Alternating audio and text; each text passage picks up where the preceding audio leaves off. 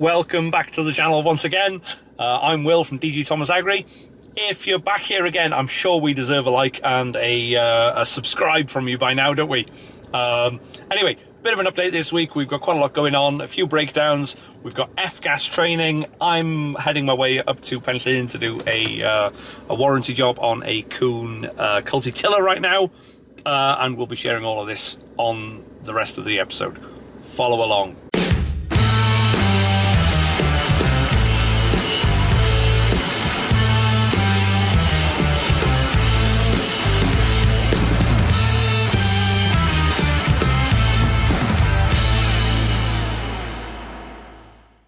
Making a family job of it here.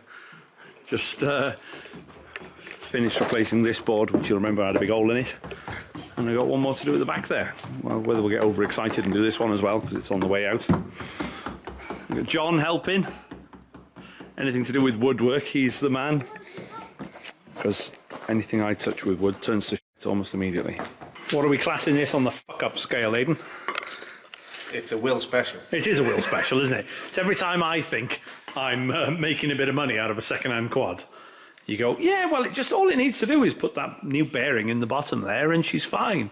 And then you have a proper look and you realise, I can put my fucking hole through the chassis there and that bearing doesn't want to come out. Although saying that, you have just had 2/3 of it out, so we're winning, aren't we? Anyway, brakes have been done. Hasn't it? It stops, but it doesn't steer. It stops, but it doesn't steer. Yeah, brakes have been done. It's had a service.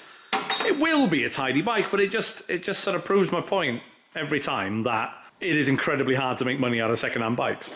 This should have been a 10-minute job, and we've been on it an hour now already, and we've already agreed a price on sale. Let's hope he's not watching. Well, I mean, it'll be fixed and it'll be right by the time he gets it anyway, so it doesn't really matter. But to him, it's just us that don't make any money. And here in the yard, we've got this major vacuum tanker which isn't building pressure, and he's not left us a PTO shaft to try it, which is a bit annoying. This is the only known way of putting a CF Moto clutch together. Am I doing it all right for you? Yeah. Am I gentle enough? Where's your other hand? You sure? This is the first one of these clutches we've done, so we're learning by doing a bit here. And when it came apart, it did nearly hit the ceiling, so this is much more controlled. It appears that way. And then, just as a matter of course, we're going to pull. That's the primary clutch. This is only because this is the first one we're doing. So the primary clutch goes down there, and then that's the secondary clutch. We're going to pull that off as well, just for a bit of a look. Just because we'd rather learn now what we need to do it than when it's broken down in the field. Obviously, Steph, you've spent 15 minutes working on this and you're the expert. So Fully qualified. I think I've probably mentioned this in an earlier video. We've got a U10 Pro here, which is one of the first two we've sold, and this one's just gone a bit juddery on a clutch. Now, when it comes to the rest of the models, I'd say we're as close to experts as you get, aren't we? Pretty close. Yeah, the CV Tech clutch that's fitted in every other CF Moto, whether it's the U1000 all the way down to the quads. We have done hundreds of them, and it's the same in the Corvus. But this is a new clutch, which is CF Moto's clutch, which is very much on the same principles, but it is new. So we had a problem we first noticed when it came in, but this didn't seem to be smooth on its sliders. So you imagine you've got two clutches, one which is going from big to small and one that's going from small to big, and that's what's giving you your CVT drive. And this one, when we were pushing it closed, it was juddering just as we were pushing it. So we've gone and cleaned up the shims in here, and that's got a nice smooth action on there, which I'm not going to be able to do. Can you do that, Steph? There we are. That's nice and smooth, whereas that was juddery before. And this one we're seeing, and again, we're sort of learning through doing, because there aren't very many of these in the country yet, but it just does seem a bit juddery, and it just seems to be, the bite point seems to be just in the wrong place. We do an adjustment on a lot of the U4 600s, which we call clocking the clutch, so we change where this spring here is grabbing onto that top hat. So we're going to twist it over to put a little bit more tension on, just to alter that biting point. And then luckily enough, our homemade tool for the U4 600 also fits the U10 Pro. Happy days. So we'll see how that turns out. Any more to add, Steph? What have I missed? Interestingly, your circlip normally is the retainer for the spring, but on these you've got 3 retaining bolts that go in underneath, so the back plate is actually separate Yeah. from the preload and the front spring plate. Yeah, so usually all we have to do is pull that circlip off, but on these we've got an extra step. Yeah. Think it's going to work? Hope so.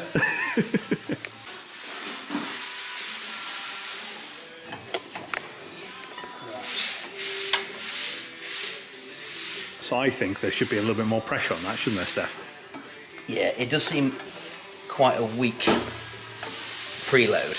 Yeah. So we've got, just like on the others, we've got numbers 1 to 4 up here. And I'm guessing we're going to have letters down on the bottom there. If anyone's watching this that's done this before, really knows what they're talking about, by all means, let us know. Doesn't matter which one's which. Yeah. So you can see the letters in there. B, C, A. So we're going from, we were B3, we're going to go to B4, which is essentially jumping 2, isn't it, Steph? Yeah. Yeah, so the next one up would be A3. Yeah. Guillaume's just having a clean up on that bench here, and he's pulled out this old bench grinder that we haven't used for years, and it's not pat tested and all the rest of it. So, and we probably would have thrown it out if it wasn't for the fact that the bloody switch is so nice, isn't it? It is a lovely switch. It's a lovely switch. Well, it is a nice switch. Like, you just don't get switches like that anymore, do you? I think we're going to have to recommission that. Yeah. You need to find a pot of green paint and get that booked in to be pat tested.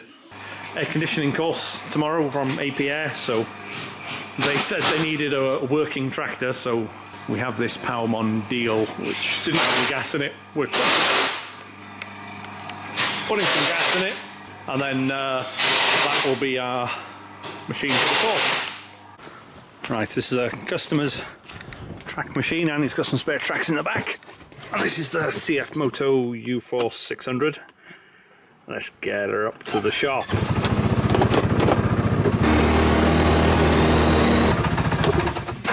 Next job on this has got a broken track frame here somewhere. There you are. You can see where that rod is snapped off. So we're going to whip the tracks off it, put it back on its original wheels, and then we've got 2 full sets of tracks to be serviced up ready for this winter's work. And this U4 600 is then going to be left on its wheels, and the tracks that were on it are going to be put on the buggy that just arrived yesterday, which is a U4 600 in black. Right, I am going to bugger off and head up to Rithin for the afternoon. I've got a couple of customers to show this U4 600 to.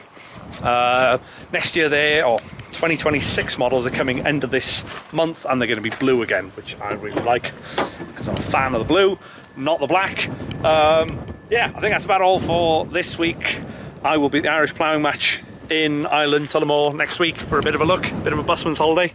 Hope you've enjoyed. If you got this far, please give us a like and a subscribe, because I know I keep asking, but it is a massive help for the old algorithms. Yeah, give us a comment. Let me know if you're going to the Irish Plough match or any other plough match this weekend, and what sort of tractor and plough you've got. I'd love to hear. Cheers.